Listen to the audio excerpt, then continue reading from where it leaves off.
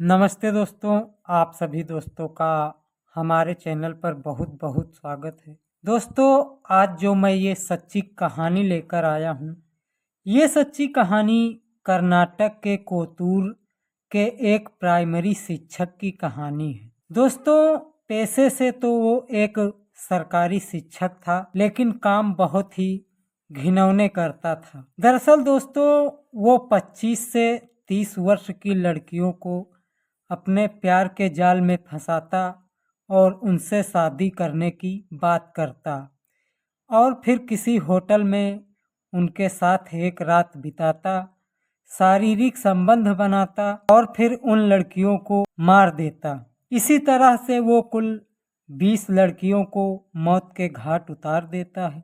तो आइए दोस्तों, आप लोगों को उस दरिंदे की इस सच्ची कहानी से अवगत कराता हूँ कि आखिर वो शिक्षक लड़कियों को कैसे अपने जाल में फंसाता था और कैसे उनकी हत्या कर देता था। लेकिन उससे पहले आपका ये छोटा भाई विनीत आप लोगों से हाथ जोड़कर विनम्र निवेदन करता है कि वीडियो को एक लाइक कर देना और चैनल को सब्सक्राइब कर देना, जिससे वीडियो बनाने का मेरा हौसला बढ़ता रहे और मैं इसी तरह की रोचक कहानियों एवं घटनाओं से आप लोगों को अवगत कराता रहूं। दोस्तों, साल 2003 से लेकर 2009 के बीच दक्षिण कर्नाटक के 6 अलग अलग शहरों के 6 अलग अलग बस स्टैंड के पास टॉयलेट से 20 महिलाओं की लाशें मिली। इन सभी लाशों के कई बात एक समान होती थी, जैसे कि सभी महिलाओं की उम्र 25 से 30 वर्ष के बीच में होती थी। सभी महिलाओं ने कीमती साड़ियाँ पहनी हुई थी, लेकिन किसी भी महिला के शरीर पर एक भी गहना नहीं होता था। देखने में ऐसा लगता था कि ये किसी खास आयोजन में जाने के लिए तैयार थी और तभी इनसे लूटपाट की गई है। अब दोस्तों, 6 साल के अंदर टॉयलेट से 20 महिलाओं के शव मिलने से पुलिस काफ़ी परेशान हो जाती है, काफ़ी खोजबीन और जांच पड़ताल करती है। लेकिन इन सभी महिलाओं की हत्या करने वाले दोषी का कुछ अता पता नहीं चलता कि यह हत्या कौन और क्यों कर रहा है। यही सिलसिला जारी रहा और 16 जून 2009 को बटवाल क्षेत्र की एक 22 वर्षीय युवती लापता हो जाती है। उस युवती का नाम अनीता था। लापता युवती के बारे में गांव के लोग लव जिहाद का संदेह मान लेते हैं और ये मान लेते हैं कि उस लड़की को कोई मुस्लिम लड़का लेकर भाग गया है, क्योंकि उस गांव में पहले ऐसे ही 1-2 मामले हो चुके थे, जिससे गांव के लोग काफ़ी आक्रोशित हो जाते हैं और इतना आक्रोशित हो जाते हैं कि वो जाकर पुलिस स्टेशन तक का घेराव कर लेते हैं। दोस्तों, उस गांव के लोग जब पुलिस स्टेशन का घेराव कर लेते हैं तो पुलिस के ऊपर काफ़ी दबाव आ जाता है और पुलिस तत्काल कार्रवाई में जुट जाती है और मामले की छानबीन करना शुरू कर देती है। और उस भीड़ से पुलिस 1 माह का समय मांगती है और कहती है, मुझे 1 महीने का समय दे दो, मैं 1 महीने में सारी सच्चाई सामने लाकर रख दूंगा। दोस्तों, अब पुलिस उस मामले की जांच पड़ताल में जुट जाती है और ठीक 1 सप्ताह के बाद हसन जिला के बस स्टैंड के बाथरूम से उस महिला की लाश मिल जाती है। अब पुलिस के पास कई सवाल खड़े हो जाते हैं कि इसका किसने कत्ल किया, क्यों मारा है। पुलिस इन सभी सवालों का जवाब जानना चाहती थी। अब पुलिस उस महिला के मोबाइल का CDR निकलवाती है तो पता चलता है कि एक नंबर है जिस पर बहुत ज़्यादा बात होती थी और वो नंबर था कावेरी का। पुलिस कावेरी का जब पता करती है तो पता चलता है कि कावेरी 2 साल से लापता है। उसके घर वाले उसका खोजबीन करके थक हार के घर बैठ चुके हैं। फिर पुलिस कावेरी के नंबर का सीडीआर निकलवाती है तो एक नंबर का पता चलता है, जो नंबर होता है पुष्पा का। अब पुलिस पुष्पा की जांच पड़ताल करती है तो पता चलता है कि पुष्पा तो 6 साल से गायब है। अब पुलिस के लिए बड़ा मुश्किल हो जाता है, लेकिन इसी तरह से एक एक करके सीडीआर निकलवाई जाती है और जिस नंबर पर सबसे ज़्यादा बात होती थी वो हर एक नंबर महिलाओं के होते थे। और अब तक पुलिस ने ऐसे ही 2-4 नहीं, 10-15 नहीं, 19-20 नंबर तलाश करती है और 20 की 20 महिलाएं गायब थी। उनके बारे में किसी को कोई जानकारी नहीं होती और अब पुलिस को 21वां नंबर मिलता है। वो नंबर होता है एक लड़के का। वो लड़का मैंगलोर का रहने वाला था। उसका नाम था धनुष। अब पुलिस उस लड़के के पास जाती है और उस धनुष नाम के लड़के को अपने हिरासत में लेकर पूछताछ करती है। तो वो लड़का कहता है, ये नंबर तो मुझे मेरे चाचा ने दिया है और वो मैंगलुरु के एक गांव में रहते हैं जिनका नाम मोहन कुमार है। अब पुलिस काफ़ी मशक्क़त के बाद मोहन कुमार को अपने गिरफ्त में लेती है और पुलिस उससे पूछताछ करती है कि इन सभी नंबरों से तुम्हारा क्या कनेक्शन है। तो वो पहले तो पुलिस को काफ़ी गुमराह करने की कोशिश करता है, लेकिन पुलिस जब सख्ती से पेश आती है तो वो अपनी सच्ची कहानी बताना शुरू करता है। वो कहता है, साहब मेरा नाम मोहन कुमार है, मैं एक सरकारी विद्यालय का अध्यापक हूँ। बात सन 2002 की है। मुझे एक महिला बहुत पसंद आ जाती है। वो शिक्षक उस महिला से अपने प्यार का इजहार करता है। हालांकि वो शिक्षक शादीशुदा था। शादीशुदा होने के बावजूद भी वो उस महिला से प्यार का इजहार कर देता है, लेकिन वो महिला मना कर देती है। लेकिन वो उस महिला का पीछा करना बंद नहीं करता है। महिला जब उसकी बात नहीं मानती है तो वो उस महिला को जान से मारने की कोशिश करता है, लेकिन वो महिला किसी कारणवश बच जाती है और जाकर पुलिस थाने में कंप्लेन करती है। कहती है, ये मेरा पीछा करता है, बदतमीजी करता है। आज मुझे इसने जान से मारने की कोशिश की थी, लेकिन मैं बच गई। पुलिस मामला दर्ज कर लेती है और मामला कोर्ट में चला जाता है, लेकिन पर्याप्त सबूत न होने के कारण कोर्ट उसे बाइज्जत रिहा कर देती है। लेकिन इस प्रक्रिया में 1 साल से ज़्यादा का समय लग जाता है और तभी उस शिक्षक को स्कूल से सूचना मिलती है कि तुम्हें तुम्हारे पद से बर्खास्त किया जाता है। अब तुम ये सरकारी नौकरी नहीं कर सकते हो।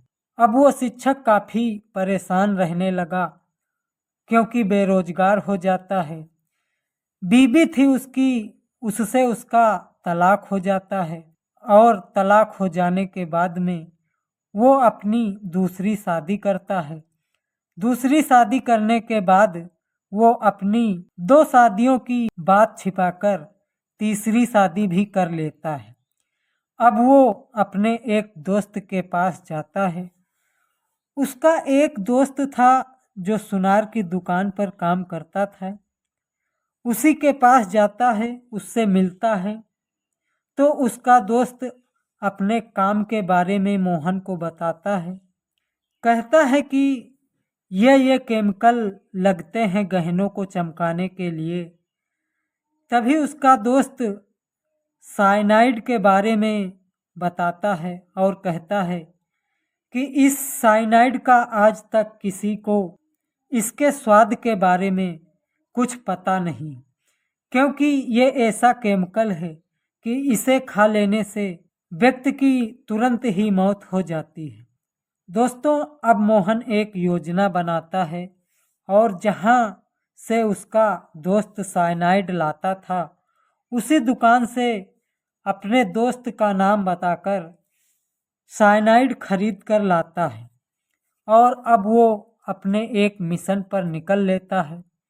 उसका मिशन था 25 से 30 वर्ष की गरीब घर की महिलाओं को अपने जाल में फंसाना। वो उनसे दोस्ती करता, दोस्ती को धीरे धीरे प्यार में बदलता और कहता, मैं तुमसे शादी करना चाहता हूँ।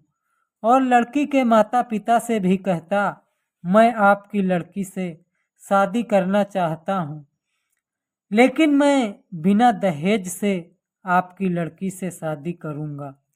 अब दोस्तों, कोई भी गरीब माँ बाप की बेटी से यदि कोई सरकारी शिक्षक बिना दहेज के लिए शादी करने के लिए तैयार हो जाता है, तो वो माँ बाप भी शादी करने के लिए मान जाते थे। लेकिन दोस्तों, कितने भी गरीब माँ बाप होते थे तो वो अपने लड़की को 2-4 गहने तो देते ही थे। इसी तरह से उसने महिलाओं को अपना निशाना बनाना शुरू कर दिया और उसकी शादी का सिलसिला जारी हो गया। शादी करने की बहुत ही शानदार तरकीब थी उसकी। पहली तरकीब ये, जिस जाति की महिला होती थी स्वयं को उसी जाति और उसी धर्म का बताता था, जिससे कि शादी में कोई दिक्कत ना आए। लेकिन नाम अपना हर बार बदल देता था, लेकिन पता हमेशा एक ही रखता था। वो शादी करने के लिए एक शर्त और भी रखता था कि शादी हम बाहर किसी मंदिर में करेंगे।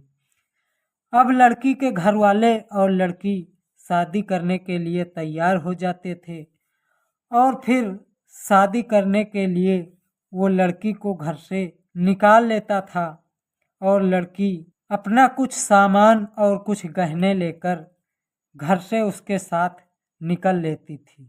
वो उस लड़की को लेकर किसी सस्ते होटल में जाता और फर्जी पहचान पत्र दिखाकर ठहरता। रात में वो उसी लड़की के साथ में शारीरिक संबंध बनाता।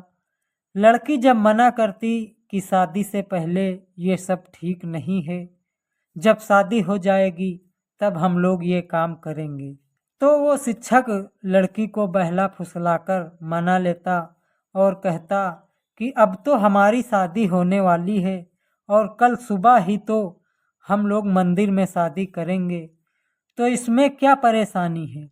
और वो लड़की उस शिक्षक की बातों में आ जाती और वो उसके साथ में शारीरिक संबंध बनाने के लिए तैयार हो जाती और फिर वो दरिंदा उस लड़की के साथ में रात में शारीरिक संबंध बनाता।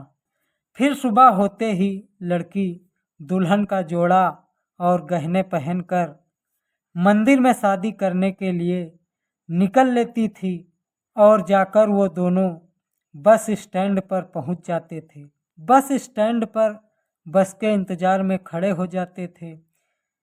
फिर मोहन लड़की से कुछ बातें करता और कहता, रात में जो हम दोनों के बीच में हुआ है उससे तुम प्रेग्नेंट हो सकती हो, इसलिए तुम ये गर्भ निरोधक गोली खा लो, लेकिन ये गोलियां जाकर तुम बाथरूम के अंदर खाना, क्योंकि इसे खाने से तुम्हारे शरीर से कुछ गंदगी निकलेगी और इसे खाने के बाद में तुम्हें उल्टी या दस्त हो सकते हैं, जिससे तुम इन गोलियों को जाकर बाथरूम में खाना और फ्रेश होकर तब बाहर आना।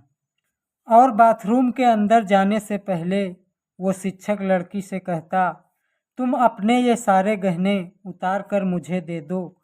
वहाँ बाथरूम में गहनों का क्या काम है, जब फ्रेश होकर बाहर आना तो फिर गहने पहन लेना। दोस्तों, अब वो लड़की अपने सारे गहने उतार कर उस शिक्षक को दे देती और वो लड़की वो गर्भ निरोधक की गोलियां लेकर बाथरूम के अंदर चली जाती और बाथरूम की सीट पर आराम से बैठ जाती और वो गोलियां खा लेती। लेकिन दोस्तों, वो सरकारी शिक्षक मोहन उन गोलियों में साइनाइड मिला देता था, जिससे महिलाएं उन गोलियों को खाने के बाद में उनकी तुरंत उसी बाथरूम के अंदर तड़पकर मौत हो जाती थी। मोहन लड़की का बाहर इंतजार किया करता था और जब लड़की के मर जाने की पुष्टि कर लेता था तो वो वहां से गहने लेकर फरार हो जाता था। इसी तरह से उसने सन 2003 से लेकर 2009 के बीच में 20 लड़कियों को अपना शिकार बनाया और अलग अलग शहरों के अलग अलग बस स्टैंडों में उसने इन घटनाओं को अंजाम दिया। लेकिन दोस्तों, कहते हैं कि कातिल कितना भी शातिर हो, लेकिन एक न एक दिन पकड़ा जरूर जाता है। और जब वो अनीता नाम की लड़की को अपना शिकार बनाता है तो वो पकड़ा जाता है और पुलिस उसे कोर्ट में पेश करती है। कोर्ट उसे अपना वकील करने की अनुमति देता है, लेकिन वो सरकारी शिक्षक मोहन इतना शातिर था कि वो कहता है, मैं अपना केस स्वयं लड़ूंगा। लेकिन दोस्तों, सभी मामलों में सिर्फ 2 ही केस में पुलिस साबित कर पाती है कि इन सभी महिलाओं की मौत में सिर्फ 2 महिलाओं की मौत साइनाइड के खाने से हुई है। बाकी किसी तीसरी महिला की रिपोर्ट पुलिस नहीं भेज पाती है, लेकिन फिर भी कोर्ट इसे 5 मामलों में फांसी की सज़ा सुना देती है। बाकी के मामलों में उम्र कैद की सज़ा सुनाई जाती है। उसे फांसी की सज़ा तो सुना दी जाती है, लेकिन आपको पता ही है कि हमारे देश का कानून कितना लेट से चलता है।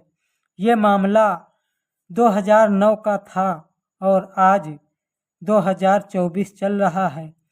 आज तक वो व्यक्ति जेल की सलाखों में ही है, फांसी नहीं दी गई, जबकि इस व्यक्ति ने खुद स्वीकार किया था कि मैंने 20 महिलाओं को अपना शिकार बनाया और उन सभी 20 महिलाओं को मौत के घाट उतार दिया। दोस्तों, इन सभी मामलों में पुलिस काश पहले ही गंभीरता से जांच करती तो बहुत पहले ही ये कातिल पकड़ा जाता और उसे फांसी की सज़ा हो जाती और इन बाकी की महिलाओं की जिंदगी भी खतरे में नहीं पड़ती। दोस्तों, इस घटना को सुनाने का मेरा कोई गलत उद्देश्य नहीं है, न ही मैं किसी के दिल को ठेस या आहत पहुंचाना चाहता हूं। मैं तो सिर्फ आप लोगों को ऐसी घटनाओं से अवगत करा के आप लोगों को जागरूक करना चाहता हूं, जिससे आप लोग अपना एवं अपने परिवार का ख्याल रखें। मिलते हैं फिर किसी अगली वीडियो में ऐसी ही रोचक कहानी या घटना लेकर। तब तक के लिए आप लोग अपना ख्याल रखना। जय हिंद, वंदे मातरम।